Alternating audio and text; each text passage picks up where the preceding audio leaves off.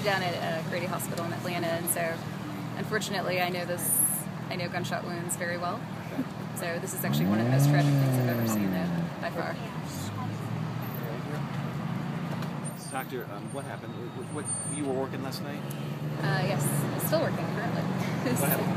How did this kind of start to come into the emergency room? Sure. So at about 1 o'clock we received a phone call that alerted us that there had been a shooting in the area and that we should be on notice. We immediately activated our disaster protocol, which actually includes getting folks to come in. So that includes opening up operating rooms, additional staff, getting custodial staff to come in, getting anybody and everybody who we think is going to be integral to this, our support staff, our social workers, and then we had our surgeons downstairs, our resident physicians, interns, nurses. Everyone really came together to make this a team effort, and we started seeing patients right at about 1:15. What kind of injuries were you seeing right away? It's interesting. We actually had patients coming in by police car, by ambulance, by private car, and they were just literally showing up to our ambulance bay. We would assess them at the door, and then we would wheel them into our resuscitation bay if they're critically ill, or triage them to another part of our emergency department.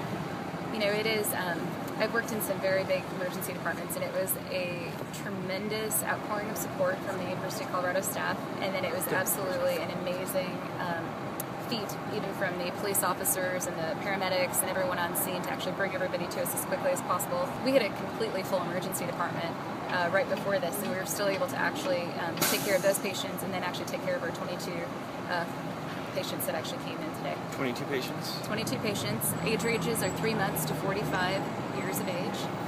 Our 3-month-old has fortunately been discharged home in the care of his or her parents and is actually doing well at this time. But we've only discharged 3 folks. We've got 9 critically ill patients currently. Those nine patients are either in the intensive care unit right now or in the operating room. The injuries really kind of go all over the place, so anywhere from mild to severe. I would say more on the severe spectrum is what we actually were able to see.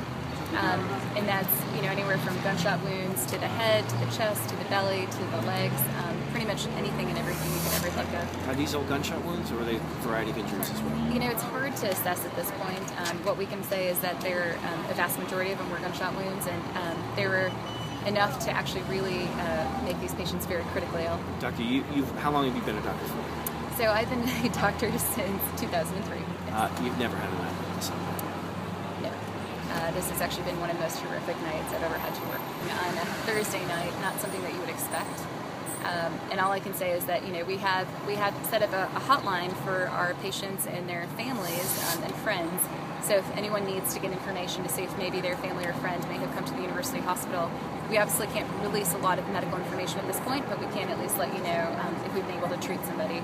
And that phone number is 720-848-2626. Again, that's 720-848-2626. We are doing our best to take care of everybody who's coming in the door. So if there's folks out there who haven't been seen by a physician and need to be, obviously our doors are wide open, and we want to make sure that we can care for our community. Is your emergency room still open for other patients now? Is it so full? Are you on divert? What's going on?